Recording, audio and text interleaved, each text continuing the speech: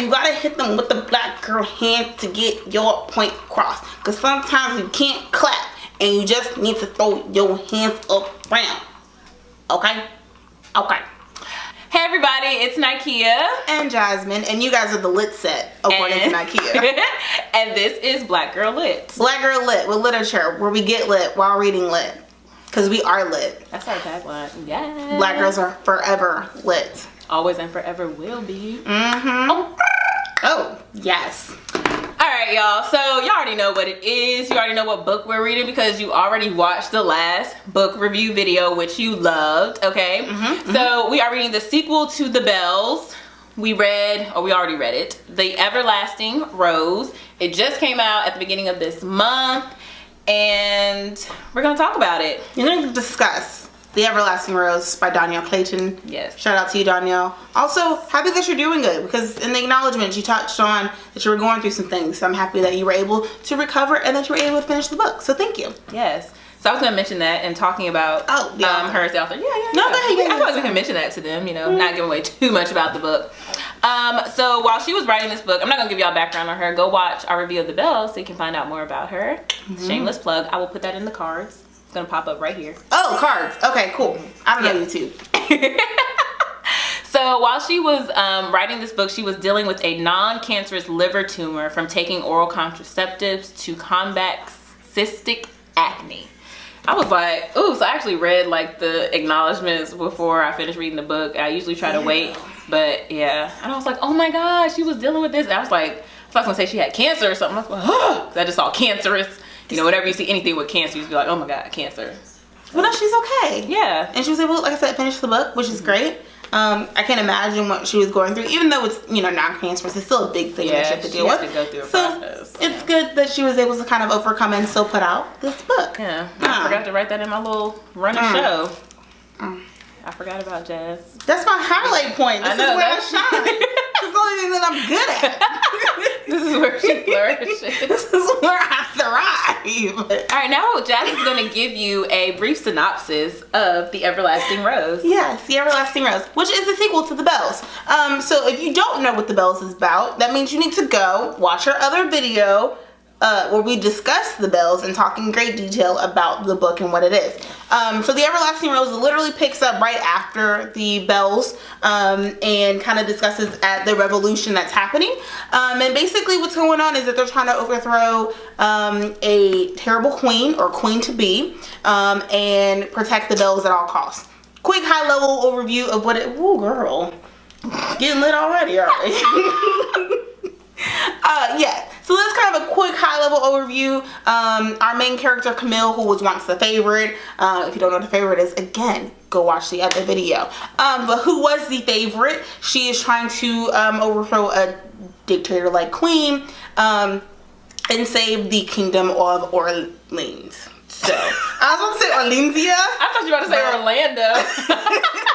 I don't know what happened. Like, what book are you reading? The wrong one. Right. All right, so... And they're trying to find Princess Charlotte, too. Oh, yeah, find Princess Charlotte. Queen. So they're trying to overthrow the bad queen and reinstate the good queen. So that's what the whole book is about. And all the struggles and different obstacles and situations that they run into as they're trying to save the world.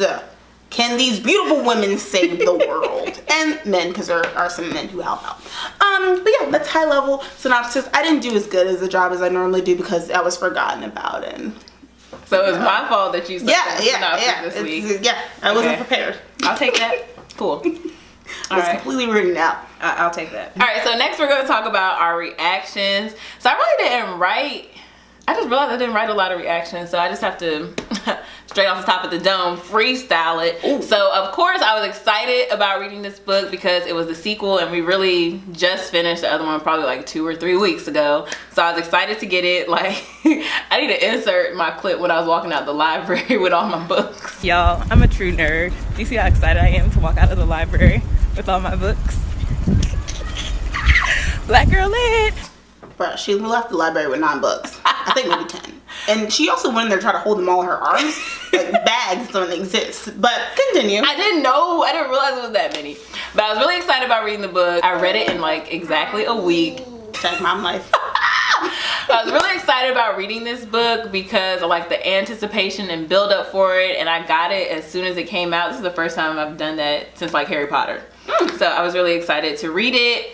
My reactions during the book is I feel like it was written a little bit differently than the first one, which I'm not mad about. It was good. And it was, I feel like she gave us more detail, more history, more background, which I appreciated. And like you're learning more each time that you pick up your book, and you're learning more about the characters and just the background, like I said, and the history of the whole Bells and Orleans kingdom. So my reaction was initially after reading the book, and I wrote it down, was that it was giving me Hunger Games vibes, which kind of, you've read the Hunger Games or even watched the movies, like Katniss Everdeen's trying to do something similar where she's trying to overthrow this President Snow, who's this tyrant of a president within their area. Wow. I forgot what place it's called. Starts with P. I don't remember. Pagodia, Padma, something like that. Anywho, he's trying to overthrow that place, and you know, Katniss is out here collecting her friends, and they're trying to get together and save the world, and that's what was essentially happening. So that was my initial reaction. I think that it was like very descriptive, and also you were able to see the characters in a different light. I felt like our main characters weren't as vain as they were in the first book. I felt like they had some self-realization happen. I mean, of course, life struggles. And they were more real. Yes. Like in the last book, it was more like fantasy, and they were like kind of untouchable. Yes. And a little bit unrelatable, but in this book, it was definitely, it was real. And I felt like life situations that had happened to them caused them to kind of lose that vanity and get real and figure out what their real goals are and what their focuses are, and kind of made them kind of come together. Yeah. I feel that. Yeah.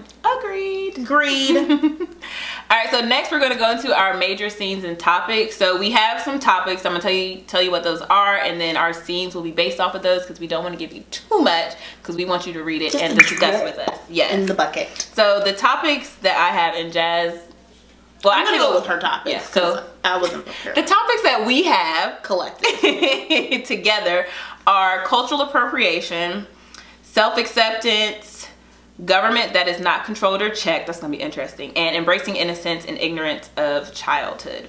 For the topic of cultural appropriation, what brought that to mind was the fact that the new Belle babies of the favored generation, so in order to get all the background of this, you got to read the story, but all the new favored Belle babies are brown like Camille. So the Bells can change your skin tone or whatever, but the Bells, they don't change their own skin tone.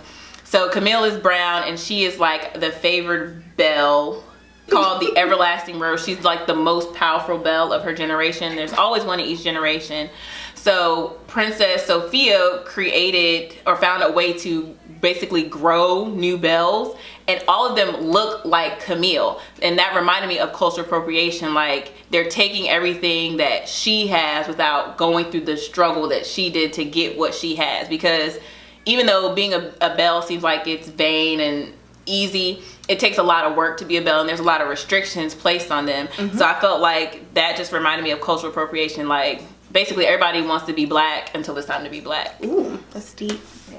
Sorry. All right, so the next topic is self-acceptance. Oh, yes. And you see a lot of that, and I wrote underneath there a subversion of societal beauty standards. There's a group of people called the Iron Ladies, Iron right? Ladies, yep. So they do not get any beauty treatments. They are gray, they have the red eyes, they have the straw hair, but they've actually found ways to cope with that. But they live literally underground. They live underground, and they don't get any of these treatments, and they don't agree with the way that beauty is kind of forced on people. Like you have to look this way in order to be a part of society, which is how the society is that we live in now, where I feel like less so now because society is more accepting, but I can just think back to growing up, you know, looking at people in magazines. On magazine covers you saw thin, blonde women with long hair, and growing up you thought that, and I know I did, I thought having long hair made you look pretty, so I knew I always had to get a relaxer every 6 weeks. You know, I didn't become natural until I was in high school and in college, you know, embracing my natural beauty. So you feel like you have to meet these societal standards. And even now with Instagram, you see people, you know, on social media, and they look a certain way. And when you go on Fashion Nova, every single one got big boobs, small waist, and a fat butt. Doctor. Even the white girls. They went to the same doctor. I'm I'm like, why they edit those photos like that? But this group of women in the book, they're really like subversive of the culture to the point where they're down to overthrow the government, basically. Yeah, and I think just to go on that theme, like, there's definitely a lot of self-acceptance. Even the main characters are starting to accept the things about themselves. Also, I think, which is a side thing of self-acceptance, is understanding what powers you hold within yourself. I think within the book, there are some things where Camille and her sister discovered that they have more powers than they thought, and that's because they were able to start accepting themselves, trusting themselves, and what they were able to do. But I do think it was talking a lot about how you just need to accept who you are, how you come out, and not really fall into this belief that everyone needs to go have these crazy beauty treatments done. You can be beautiful the way that you are. And like she said, the Iron Ladies in the book really were pushing that point or concept home and trying to drive that within, not just within themselves, but also the whole kingdom. Yeah, and I think also to that point, even though you have to think about, even though you may reject certain societies' beauty standards, you shouldn't be negative towards those who may follow certain beauty trends. Like, I feel like there was a point where like people were like the natural hair community, and if you saw any black woman who got a relaxer, you'd be like I could look at Jazz right now like, you got your hair straight, you don't embrace your natural beauty. And even though she is natural, she does not have a relaxer. But you just think about, there's always a battle between communities, and you don't want to ever like put people down, because there may be some people who say, I don't want to wear makeup, and there's people who say, I like to wear makeup, and that is fine. You have to find a way to coexist, live in harmony. Yeah, live together. Okay, now this next topic, I think it's gonna be a little touchy because it's relatable to today, but we're just gonna be real, we're gonna be honest, okay? So we give you and the we're gonna talk about honestness. We're gonna talk about all the tomfoolery that's going on in America, only in America. So the fact that government is not controlled or checked. So I had some notes. What brought to mind this was the hidden experiments. So how Sophia was like conducting these experiments, taking blood from the bells and growing these new bells, and there were bells that were being born that were deformed and that were dying because they couldn't last. And this made me think of one Henrietta Lacks, where they took her cells without her family knowing and started using them for like cancer treatments, right? Yeah, pretty much most medicines or vaccines, I was about to say vaccination, vaccines were tested on her cells because they've been able to kind of regrow her cells. And they just, and even I think today within different medical schools and medical programs are still using her cells to test different drugs and things. And it was hidden because they didn't even call it Henrietta Lacks. They tried to hide it and they called it Gila. Yeah, the Gila cells. And then another thing was the Tuskegee experiment. Ooh, syphilis. Yes. So you think about like the government has like put all these things into play and they're just going unchecked. Like nobody's saying anything. And I meant to look this up, but I didn't. But I feel like there was something where the government did something with polio. And I don't know if this is a conspiracy theory or if it actually happened like with AIDS, with the AIDS epidemic. I'm a conspiracy theorist and I think the government's got its hands in everything. Right. So a lot of that is going on in the bells. And then Jazz has another point about government that, you know, it's a little current hot topic. So mine was like, well, yeah, so I put in my notes that it reminds me of our current political state. One, because the queen or queen-to-be Sophia, she is completely like a tyrant essentially, and also is extremely vain, really cares about her appearance, how she looks, and I feel like sometimes our current president in the United States is very similar. Also, I feel like the similarities were she wanted it her way or the highway, and she was willing to do whatever to kind of make that happen. She would make different decisions, and she also felt like she was doing a service to the kingdom and would kind of say to the kingdom, I'm doing this for you, you should be thankful, when it's really things that are really detrimental to the country. And then I also was talking about how there's a lot of fake news in the book. So they have like these different gossip blogs or gossip like newspapers that were putting out different stories that were like the palace was saying this, the palace was saying that, and it reminds me of how the White House will say something then and be like, that don't make no sense. Right. And that's a lot of the things that I felt like was going on. And also I just felt like with our current state, and you're looking at how our kingdom, see, there you go. Our country, it might as well be a kingdom the way our president be. I mean, he can control everything. That's kind of democracy. is being ran right now is very similar to how Orleans is being run in the Bells, and you really get to hear a lot about how a lot of different things are happening government-wise, a lot of different programs, the different laws that they're mandating and putting in place, their whole changing their law and order situation, like for different crimes, their punishments are becoming greater. So there's some instances of how the justice system is being corrupted, and how there's different things that are happening. So I mean, I just felt like there were some definite little buttons that could make you think about our current political state, not just in the United States, but kind of around the world, because everyone is struggling with their own governmental issues right now. And I like how Dhonielle put that in there. Like, it wasn't like completely obvious. Yeah, not overt at all. But if you're reading it, you can definitely find ways in different moments in the book that make you think like, I can relate to that. As a citizen, I can relate. Right. If you're part of the lit set, you know, you smart. And you see, lit set sounds cool, not lit set like that. So. The last thing I had for a topic was embracing the innocence and ignorance of childhood. And I just brought this in because I just feel like Camille will reflect back a lot on her childhood and about the things that Dewberry didn't tell her and that she kept from her. And then the fact that, you know, she always wants to like go back home. I felt like that was like a major thing. Like, you think when growing up, you're always like, oh, I want to be an adult. I want to be grown so I can do this. PSA, don't be a grown up. Don't grow up. You don't want to do it. It's stupid. Stay young as long as you can, because you got bills, you got home. debt, and you just got problems, okay? Lots of problems. And even when you become an adult, don't embrace it until you really have to.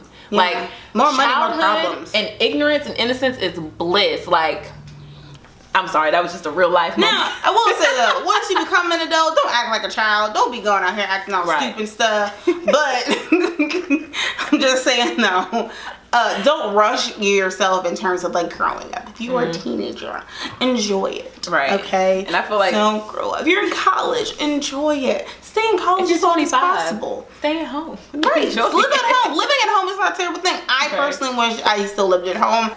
Any Hoosers. I had one other topic though, and it's really not a topic. I guess I should have said this in the reactions. It's betrayal, okay? This book is laden with betrayal. You can't trust no one. This book has taught me to only trust yourself. Me, myself, and I is all I got in the end, and that's what I found out, okay? Because everybody in this book is trash. Okay, well, not everybody, but there are some people who you think are for the movement, for the cause. And they weren't for the movement or the cause. They were just... And then you think there's people that's against it, but they on your side. They on the side. And then you like, I don't know if I can trust you because you was on the other side. You was an ally. Now you an ally? I can't... So, just go with your gut feeling. I guess it's not really a topic. That's a reaction. That's a statement. But your discernment. Yes. Power of discernment, because in the book will tell you, the book got people out here just acting all, I keep saying stupid, but lots of betrayal. You just don't know who to trust. This goes along with betrayal. So on page 19 in the book, there's a quote. Page 19. Yes. On page 19, I wrote down part of this quote where Camille, she's meeting this man named Mr. Claiborne that's helping her with this concoction. I'll just say that. So he says, "What is the truth anymore? With the papers profiting from lies and people scrambling to outdo one another, the truth is whatever you say it is." Fake news.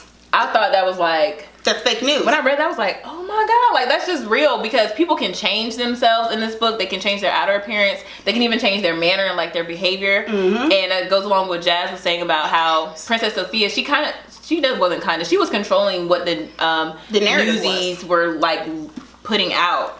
So is that not America? Tell me I'm lying.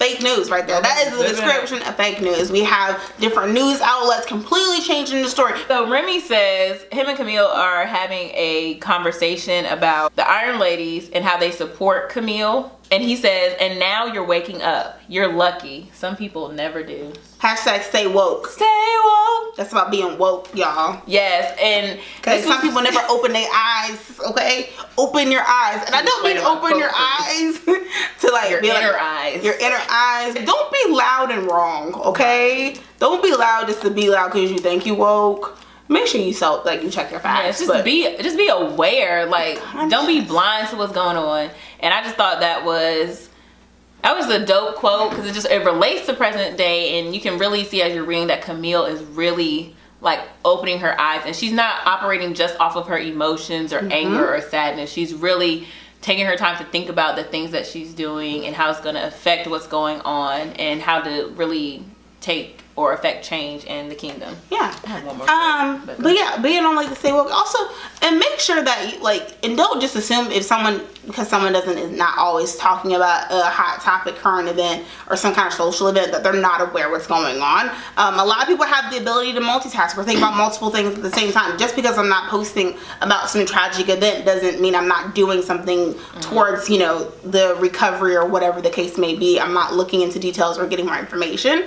So don't assume that silence is also ignorance, because that's not always the case. Someone may be doing something in the background that you're just not aware of. Right. People be woke, but be quiet sometimes too. So, you know, you don't always have to be in the forefront. Right. So, but just be woke. Okay, what else your last quote? So the last quote was where Camille was changing Remy to go back to the kingdom, or the main kingdom island or whatever, and she darkened his complexion, and he said something to the effect of the darker the better. And I pointed that out because there was a lot more mention of complexion and skin tone in this book, which I appreciate, because in the last one, you know, on the cover you see Camille. This is, you know, her again. They use the same model. But they mention how she has brown skin, but it's not really mentioned in the book as much as I thought it would be. But this time it's more attention drawn to like skin tone and complexion, which, you know, this book is by a black author and it has black characters. So I thought that that should be, you know, more of a topic, even though there's no sense of like colorism or like discrimination because of skin tone, unless you're just a gris and you're gray in this book. But I just appreciated the fact that Dhonielle mentioned skin tone and complexion in the book more. All right, y'all, now we come to your favorite part of the video, where we rate it. We gon' rate this book. We rate it. We rate it. We gon' rate this book. I just came off with the dome with that, you know what I'm saying? Off the dome. That's not our you know what I'm saying? I'm a part-time rapper. You know what I'm saying? A part-time model, rap, all these things. Booking info is in my bio, okay? It's not there. I don't have any booking info. Unless you want to buy cupcakes. That's a conversation for another day. Alright. So, you know, our rating system, we have sober. 1 flame emoji. Book is whack, basically. We read it because, you know, we already started. Might as well finish She checked it out from the library and I purchased it. So at this point, we're obligated. Right, we're obligated. And then you have buzzed. I always forget that one, which I'm feeling a little bit right now. So you just like, okay, I can stay at the party. I'm gonna sit on the couch and I'm good. But, you know, I'm getting a little saucy. Then you have tipsy, which is getting better. You're feeling good. You're having fun at the party. You're vibing. You're talking to everybody. You know what? You run up on that cutie that you saw across the room. Yeah, I might come back to this function again. You know what I'm saying? This was a nice little function spot. Right. And then you have lit, where you start dancing up on that cutie like, okay, Zaddy, we going home tonight. And then you take them home, and then you guys fall in love, and you get married and have 3 kids. Yes. That's how I got my fiance. Ooh. So, Jazz, you can go first. I went first last time. You did. All right. So I rated this book a tipsy lit, a lip tipsy, or I gave it 3.5. A tipsy lit tipsy. No, so like on some realness stuff, right? I don't know how I really rate the book because I don't know. I couldn't decide. I was trying to do like a pro-con list for tipsy or for lit, and I couldn't pick on how I felt about the book. I definitely think it's a good book. I definitely enjoyed it. I definitely think that I was excited to read it. Is it better than The Bells? It's better than The Bells. Okay. But The Bells was lit. But then I was like, but then there were some points where I'm like, So it started off a little bit slower than I think I wanted it to. Like the way that The Bells, the first book ended, I wanted this one to just go. And I felt like she had to build up a lot, explain a lot. Like Nikea said, she gave a lot more background in this book, so there's a lot more conversations. There was like a lot of different like flashback scenes and stuff, so I felt like it was a little slower. But I will say, at the end, definitely really good. When you have the climax situation, well, like I said, all the betrayal, because I thought I was trusting people. I wasn't trusting people I didn't trust. Now I'm supposed to trust them now. So I will say that's why I kind of brought it onto the Liddy side, but then I was still confused. So I don't know where I stand. So I'm gonna give it just 3.5 and just fall in the middle because I'm indecisive and I don't know what I'm doing. So it's funny that you say that, because in my phone I gave it a lit, but I was struggling. Like initially I wanted to give it a tipsy, right? But then I went and looked at my rating for the bells, and I was like, oh, I gave that a lit, so I feel like I need to give this one a lit too. I thought she was getting mad at me again. No, I thought this book is lit tipsy. Like I will say it's better than the bells, but it was just like I was telling Jazz before we recorded, it was like build up, setback, build up, setback. And I couldn't take it. And then, but I will say it's more on the lit side because the ending leaves you wanting more. Yeah, the lit. Like you're like, ooh, Dhonielle, I want you to write a sequel, but then I don't. Yeah, because it was like, I will say it's like the ending, it made you want more. But then also you were like, I'm kind of full. Like I'm okay. It's like more so like, you hungry? I could eat. Yeah, I could eat. I could eat. But if you don't have anything, but if you don't give me anything, I'm gonna be okay. I'm not gonna be starving. Unlike Margot, where I still need to know what's going on there, and I don't need to. I just feel like I didn't get enough there. But that's it's a 3.5 flames. It's a lit tipsy. It's a lit tipsy. We just added a whole new category. We did. Because that's what we can do. Because black girls are lit, and we can do whatever we want. Get me. Oh, I thought she was done. I wasn't. I am now. Black girl am. Alright y'all, so that is our book review for The Everlasting Rose. So drop some comments down below, let us know what you think, get some discussion started with us, give us some feedback. You know, we didn't give you all the details. There's some stuff we really kept from y'all, some good stuff. I tried, I was gonna say it, but I was like, Jazz not saying this, I'm gonna keep it. We gotta keep it, because we gotta go read the book. Yes, okay? we wanna have discussions. So our next book is Jazz's pick. It's my pick. And it's an adult book. Yay! Finally. No young adult. This thing is thick. And I actually had to buy this book because the library didn't have it. Well, they had it on audio. But it's called The Awesome Girl's Guide to Dating Extraordinary Men. Yes. Can y'all see that? Oh, I gotta do the hand behind it. It's a novel. Right. And it's by Ernesta T. Carter. Yes. And it's an adult book. So we'll come to you whenever we finish this one. I might get a blooper reel for the next time. Yeah. Because this is a thick book with a lot of small words. Right. The wording is really small. So y'all join in and read this book with us, The Awesome Girl's Guide to Dating Extraordinary Men. And it's a novel, not a self-help. Right, just to clarify that. It's a fiction. Fiction. She put that, when she sent the book to me, she's like, it's a novel. I didn't want her to think that I was trying to send her a self-help book or anything. We're not even on that wave right now. Right. I mean, we're both dating extraordinary men. We could write a book. Aww, that was so sweet, right? Shout out to David and Ernest. Ava, just love kidding. you. Did you cook dinner? Because I'm hungry. Yep, so that is it for today. I hope you all enjoyed. Don't forget to rate, comment, subscribe, like, share, all of that, okay? Go follow our Instagram, okay? Yes, it is on the screen right now. Right there on the screen. At blackgirllit_YT. I don't know how to do YT. that. I'm like Ricky Bobby. I don't know what to do with my hands. It's down here. Down here. It's going to be somewhere. Here we go.